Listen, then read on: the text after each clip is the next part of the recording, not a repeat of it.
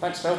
I'll have to talk very quickly, so apologies for that, because I don't want to get into trouble with the session chair.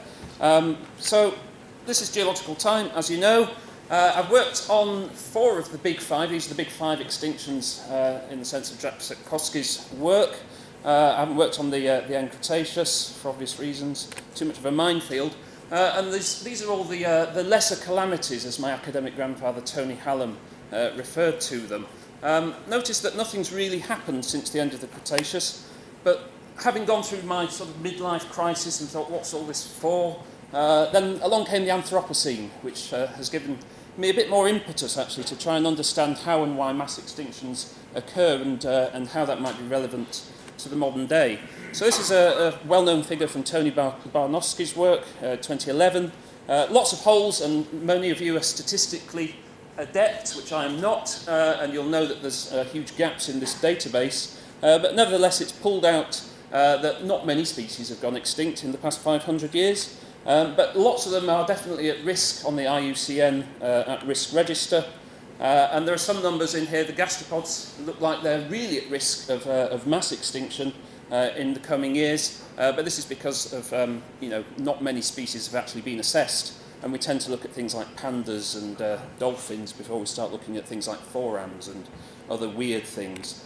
But nevertheless, there's definitely cause for concern in the Anthropocene, whether or not it's ratified in the next year or so, as we start to think about mass extinctions of the future. I don't know if you can see this because there's lots of data on there, but these are various different rankings of mass extinctions. Of course, the end Permian comes out on top in all of the different ranking systems.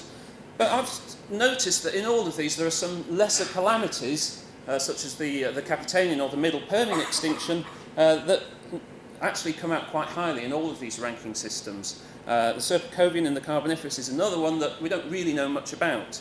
So I think I've been looking at some of these for the past, it's 15 years since my first Palas in Copenhagen, and started to think about how these, and a better understanding of these lesser calamities can actually help us understand mass extinctions in general.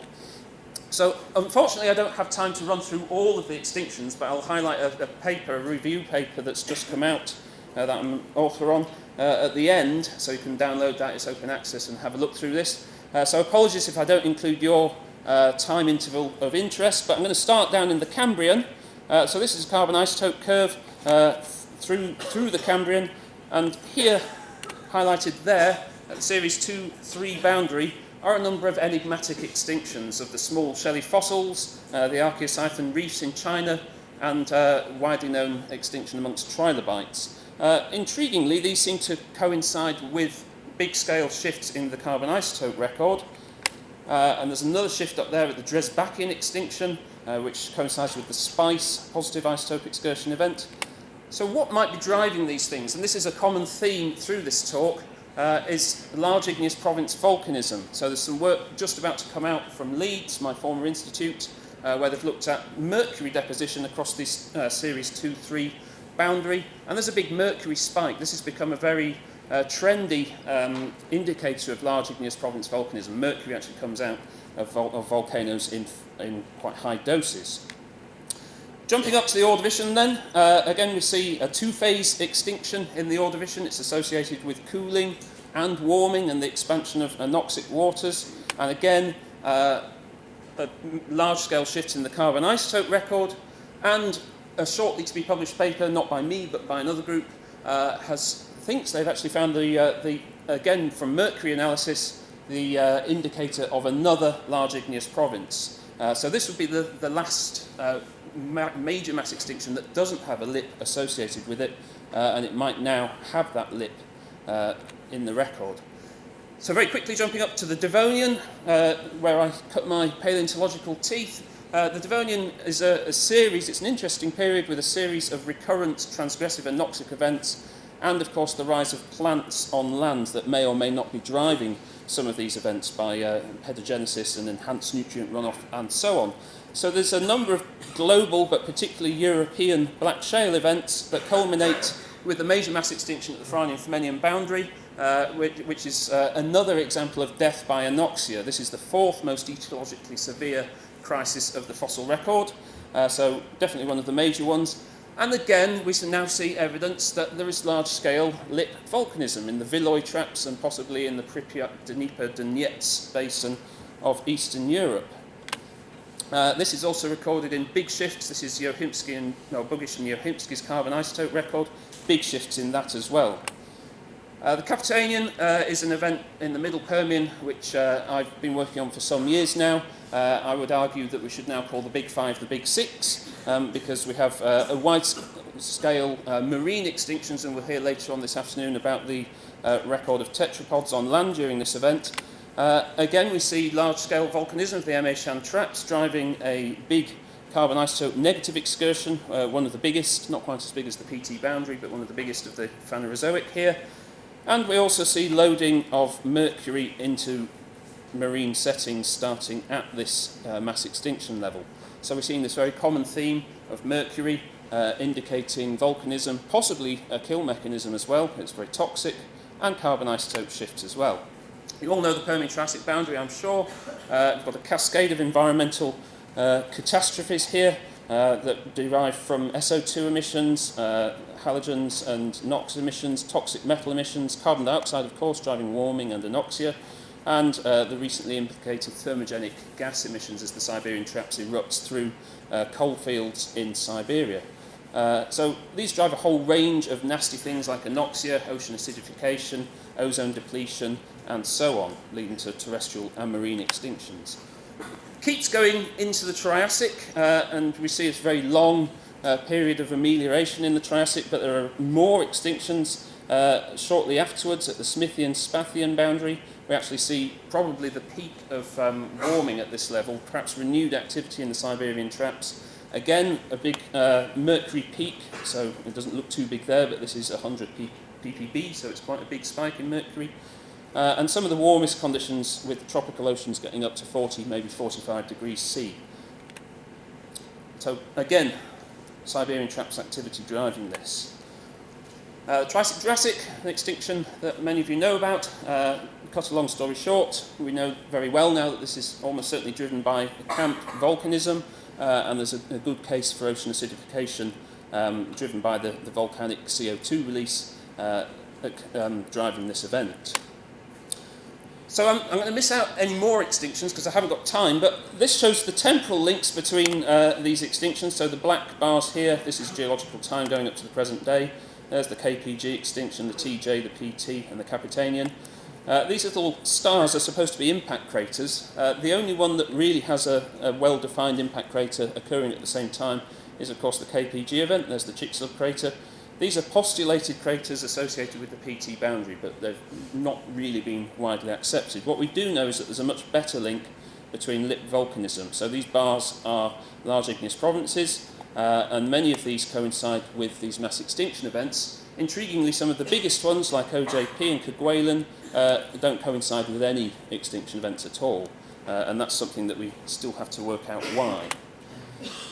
So I'm going to jump through some commonly invoked kill mechanisms, and then, if I have time, look at how these might be affecting the planet today. So thermal stress, cooling and warming, marine anoxia, ocean acidification due to elevated atmospheric carbon dioxide, ozone damage by halogens, which increases UVB radiation, acid rain, toxic metal poisoning, and darkness and photosynthetic shutdown.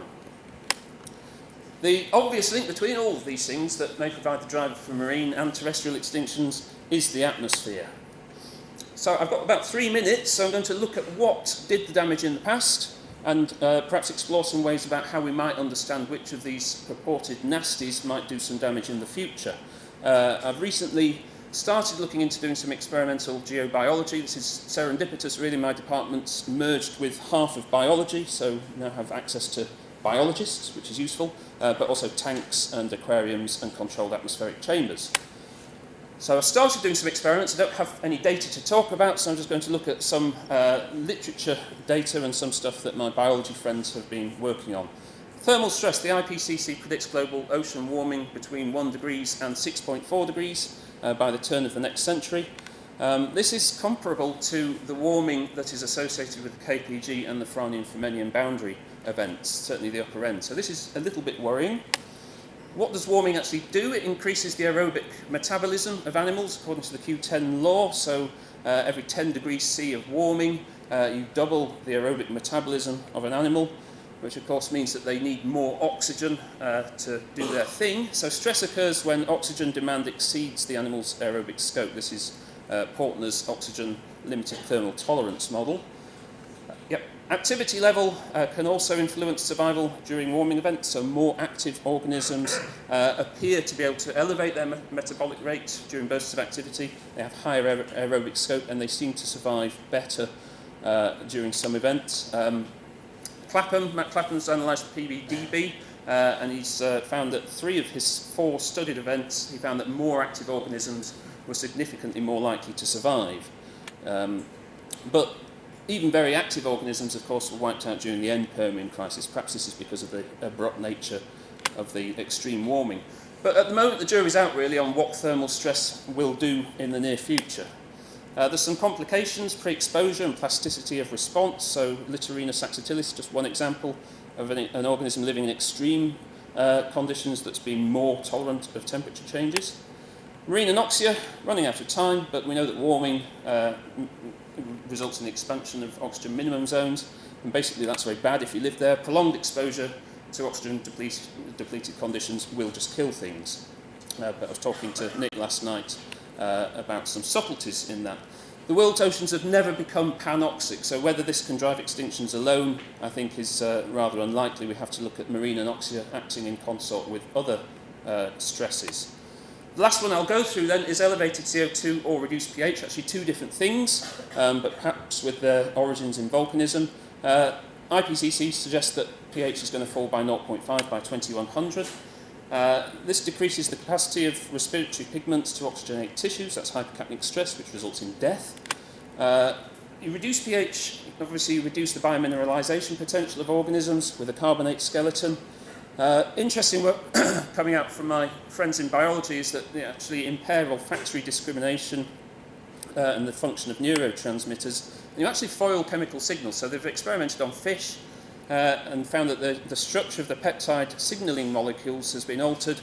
That actually leads the fish to fail to detect their predators, also their prey, and also their mates. And this is actually occurring at pH decreases of well below or well within the IPCC predictions from about 8.1 to 7.7. So just to finish with then, my feelings at the moment is that actually pH decrease is what really might be driving extinction. Obviously very hard to prove in the geological record, but I think that for me will be the one thing to work on and think about going into the near future. Just the last slide really, is it all doom and gloom? One thing, as well as looking at things that are falling out of the geological record, is actually, if I went back to that very first slide, there haven't really been any major extinctions since the end Cretaceous, which is a particularly unique event. All the others seem to occur during the time of Pangaea. So since Pangaea's broken up, we haven't really had any big mass extinctions other than the unusual one at the KPG boundary. So we could perhaps take solace in the absence of Pangaea. So I'll finish there, but final slide, this is downloadable for free, it's open access, NERC funded, big review paper, it includes all of those slides and more. You can use them, Creative Commons license, you can do what you want with them, as long as you credit the idiot that drew them. Okay, I'll finish there, thanks.